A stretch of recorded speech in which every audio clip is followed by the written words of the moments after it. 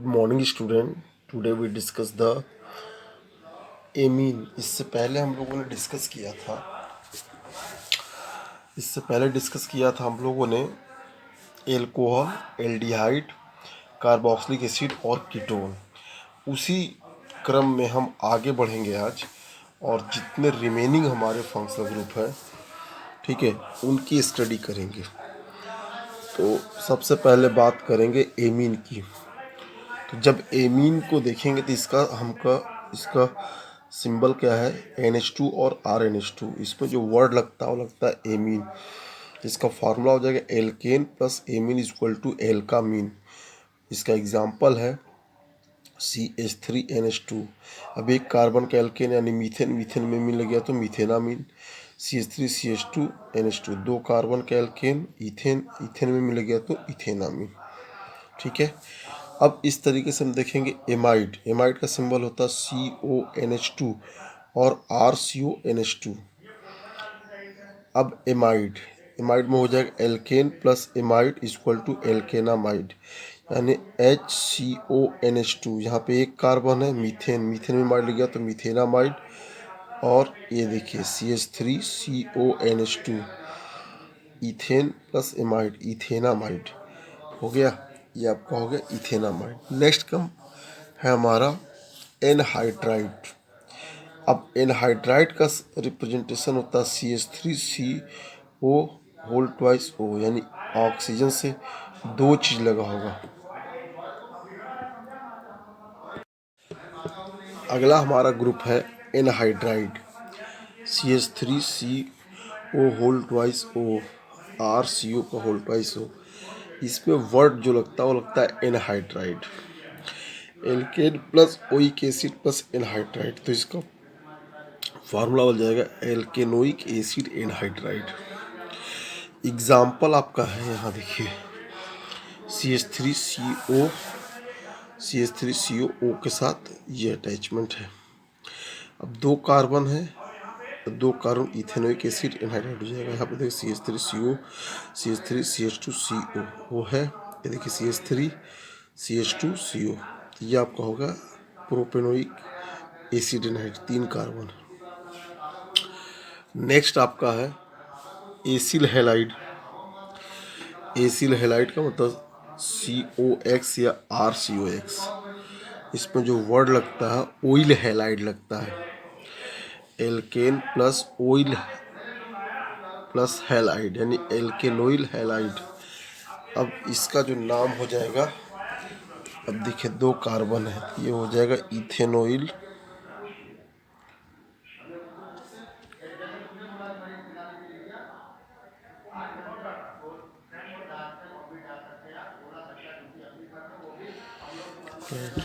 यहाँ पे देखिए तीन कार्बन है।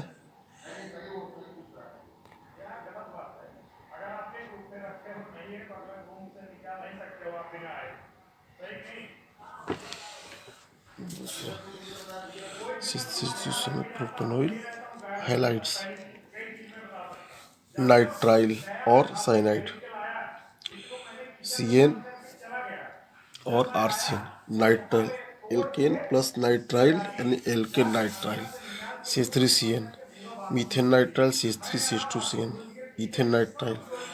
नेक्स्ट ग्रुप हमारा है हेलोजन, X और RX, halo, halo plus alkane is haloalkane. अब देखिए हेलोजन ग्रुप जो हमारा है, इसमें हमारा ये प्रीफिक्स लगेगा, सफिक्स लगेगा। अभी तक जितने भी कंपाउंड अभी तक देखे थे ग्रुप, उसमें सब में क्या था हमारा, ओ सफिक्स था।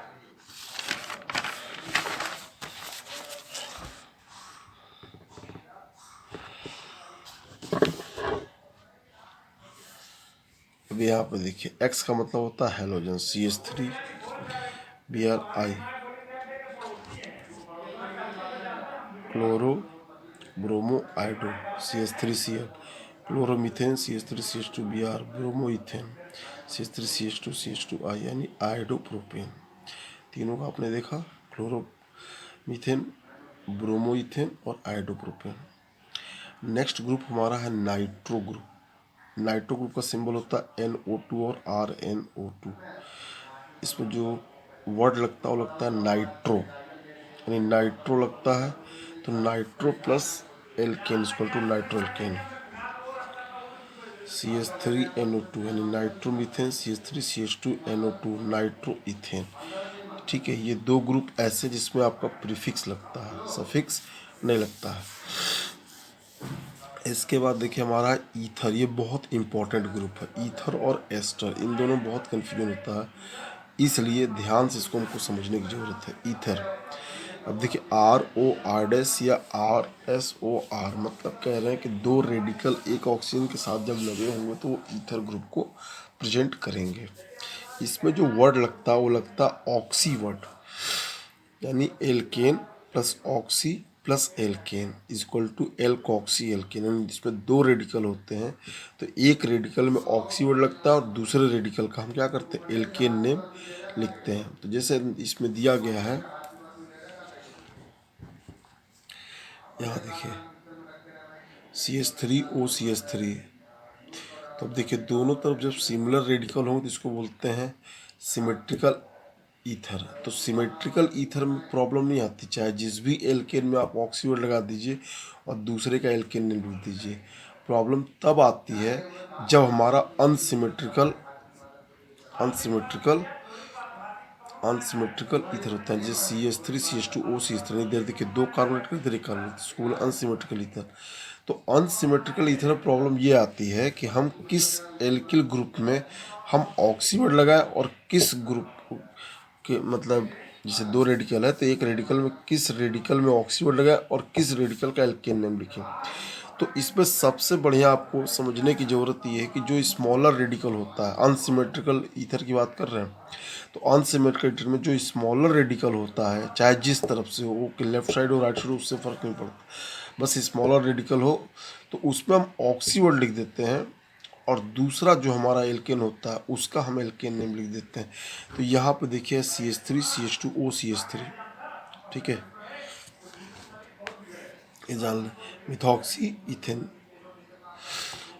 लास्ट ग्रुप हमारा एस्टर। अब एस्टर RCOOR', इसमें ओएट वर्ड लगता है, यानी alkyl radical plus alkane plus oate, यानी एल्किल एल्केनोएट, ये चीज़ है। आप देखिए CH3COOCH3, यानी इसका नाम हो जाएगा मेथिल इथेनोएट, यानी डबल ओ के राइट साइड में जितने भी रेडिकल होंगे उसका एल्किल नेम, और डबल ओ के लेफ्ट साइड जितने भी कार्बन होंगे उसके एल्केन नेम में ओएट वर्ड ऐड कर देते हैं। जैसे देखिए यहाँ पे राइट साइड में एक रेडिकल तो मेथिल, अब देखिए डबल ओ के एक दो कार्बन है तो इसके एल्केन यानी इथेन, इथेन में मतलब इथेनोट यानी मेथिल इथेनोट हो गया। CH3CH2COOC2H5 यानी एथिल इथेनोट। तो इस तरीके से हमारे लगभग 13 ग्रुप हैं जो हमें पढ़ने हैं और इनसे रिलेटेड IUPAC नेम आपसे पूछा जा सकता है और इसका स्ट्रक्चर भी बनाने को आता है। चाहे नाम दे देंगे आपको, स्ट्रक्चर बनाना होगा, चाहे स्ट्रक्चर दे देंगे या फार्मूला दे देंगे, उसका IUPAC नेम लिखना होता है। ठीक है, तो अब हम एक एक करके रूल्स पढ़ेंगे और इस रूल्स को हम फॉलो करेंगे, ठीक है, नेमिंग को लिखने में। ठीक है, तो ये देखिए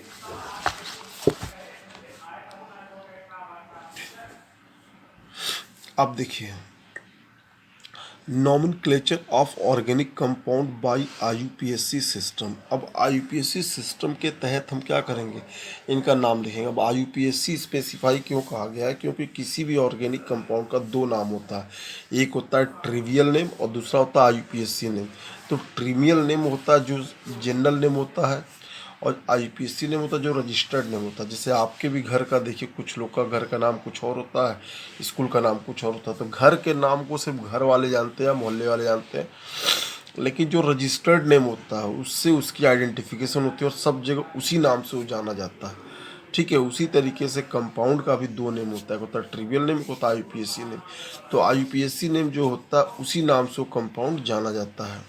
ठीक है, तो चलिए हम देखते हैं कि इसमें क्या रूल्स और कैसे इसको नेमिंग करते हैं। Nomenclature of organic compound bye IUPAC system following steps. ठीक है, अब आईपीएससी ने किसी भी कंपाउंड का लिखने के लिए इन 4 स्टेप्स को फॉलो करना पड़ता है।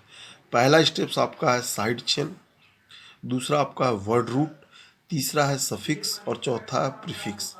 इन 4 स्टेप्स से किसी भी ऑर्गेनिक कंपाउंड की नेमिंग हम कर सकते हैं। तो सबसे पहले साइड चेन क्या होता है, देखिए किसी भी कंपाउंड में इससे पहले हम लोग बात कर चुके, एक होता है सेलेक्टर चेन, दूसरा होता है साइड चेन। तो सबसे पहले हम साइड चेन को लिख लेते हैं। साइड चेन को लिखने के बाद फिर वर्ड रूट लिखते हैं। वर्ड रूट का मतलब होता है कि जो कंपाउंड दिया गया होता है उसमें कितने नंबर ऑफ कार्बन प्रेजेंट है, यानी maximum number of carbon present in the compound is known as the word root. इसके बाद आता है सफिक्स। अब सफिक्स में एल्केन है, एल्कीन है, एल्काइन है, या उसमें फंक्शनल ग्रुप लगा हुआ है, कौन सा फंक्शनल ग्रुप लगा हुआ है, उसके अकॉर्डिंग हम सफिक्स को ऐड करते हैं। प्रीफिक्स कब यूज करते हैं? प्रीफिक्स को यूज हम तब करते हैं कि जब हमारे पास 2 फंक्शनल ग्रुप प्रेजेंट होते हैं कंपाउंड में। ठीक है, तो एक फंक्शनल ग्रुप हमारा मेन फंक्शनल ग्रुप तरह बिहेव करता है, दूसरा as a side chain use करता है, तो हम उस फंक्शनल ग्रुप को एज अ प्रीफिक्स यूज करते हैं। अभी आगे जब एग्जांपल देंगे तो ये आपको ज़्यादा क्लियर होगा। तो ये 4 स्टेप्स फॉलो करके हम इसके रूल्स को देखेंगे और नाम लिखेंगे। ठीक है, अब देखिए rules which follow in the writing name of the compounds, की कंपाउंड्स की नेमिंग करने में हम कैसे रूल्स को फॉलो करेंगे। तो सबसे पहला चीज़ हम देखते हैं केस फर्स्ट। व्हेन 2 और more than 2 substitute present in compound, then start counting number of carbon that side substitute get lowest number। अब कह रहा है कि आपके पास एक ऐसा कंपाउंड होगा जिसमें 2 या 2 से ज़्यादा सब्स्टिट्यूट प्रेजेंट होंगे, तो हम कार्बन की काउंटिंग उस साइड से स्टार्ट करते हैं जिस साइड से सब्स्टिट्यूट को सबसे लोवेस्ट नंबर मिलता है, सबसे लोवेस्ट नंबर मिलता है। तो जैसे हम एग्जांपल के लिए देखेंगे, अब देखिए CH3 CH CH2 CH CH2 CH, अब ये हमारा एक कंपाउंड है। अब यहाँ देखिए 2 हमारे क्या लगे हैं, साइड चेन लगे हैं। एक अगर ए साइड से हम काउंटिंग करते हैं तो 1 2, दूसरे पे साइड चेन है 3 4, 4 पे है, फिर 5 6, और अगर हम इधर से करते हैं 1 2 3 4 5, यानी 3 और 5 पे हमारे साइड चेन मिल रहा है। तो हम स्टार्टिंग किधर से करेंगे, ए साइड से करेंगे। तो ए साइड से करेंगे तो दूसरे साइड पे साइड चेन है और 4 पे, तो इसकी पोजीशन को लिख देंगे। तो 2 4 डाई, डाई मतलब 2 मेथिल, तो देखिए साइड चेन को लिख दिए। अब कह रहा वर्ड रूट, तो 1 2 3 4 5 6, 6 कार्बन को हेक्स कहते हैं। इसके बाद कह रहा है सफिक्स, यानी सब जगह सिंगल वर्ड हो तो एल्केन। तो पूरा नाम होगा इस कंपाउंड का 2,4 डाई मेथिल हेक्सेन। ठीक है, ये हो गया आपका। तो इस तरीके से हम कंपाउंड का नेमिंग कर सकते हैं। ठीक है, अब दूसरा अगर ले लेते हैं कि when double bond and substitute radical both present in the compound then start counting number of carbon that side double bond get lowest number. कि अगर आपको एक ऐसा कंपाउंड दिया जाए जिसमें आपका क्या हो, डबल बॉन्ड भी हो और सब्स्टिट्यूट भी हो, तो आप कार्बन की काउंटिंग उस साइड से करेंगे जिस साइड से डबल बॉन्ड को लोवेस्ट नंबर मिलता हो। तो हमारा देखेंगे एक कंपाउंड हमने लिया है CH3 CH2 CH, फिर यहाँ पर रेडिकल C, इस पे 2 radical CH2 CH2 double bond CH2, ये हमारा कंपाउंड है। अब देखिए हमारा सबसे पहले कि जिधर डबल बॉन्ड दिया हम उधर से ही प्रायोरिटी देंगे इसको। तो अब यहाँ पे देखिए पहले कार्बन पे है, तो अब देखेंगे 1 2 3 4 पे देखिए 2 रेडिकल है और 5 पे रेडिकल है, तो 4,4 दोनों के लिखेंगे, एक 4 पे 2 रेडिकल है, फिर ,5 3 रेडिकल लिखे ट्राई मेथिल, फिर वही आपका कितना कार्बन 7 कार्बन हेप्ट 1 इन, यानी जिस पोजीशन पर डबल बॉन्ड होता है उस पोजीशन को भी लिखा जाता है। ठीक है, पोजीशन अगर नहीं लिखेंगे तो ये आपका रॉन्ग हो जाएगा। देखिए नेमिंग तो सब करता है लेकिन आईपीएससी के अकॉर्डिंग जो नेमिंग होती है वही एक्सेप्टेबल होती है। ठीक है, तो इस तरीके से देखिए आज हम लोगों ने 2 रूल पढ़े आईपीएससी नेम लिखने के। ठीक है, तो आज की क्लास बस यहीं तक होगी। ठीक है, बाकी नेक्स्ट रूल जो हमारा होगा वो नेक्स्ट रूल नेक्स्ट क्लास में हम करेंगे। तो अब मेरे ख्याल से आपको आज पूरा फंक्शनल ग्रुप का चार्ट समझ में आया होगा। जो रूल्स हमने दो बताए ये भी समझते, इस पे आप प्रैक्टिस भी कर सकते हैं जब भी आपको टाइम मिले। जब पूरा कंप्लीट कर देंगे तो कंप्लीट एक्सरसाइज आप कर सकते हैं। ठीक है, तो थैंक यू स्टूडेंट, आज की क्लास बस यहीं तक।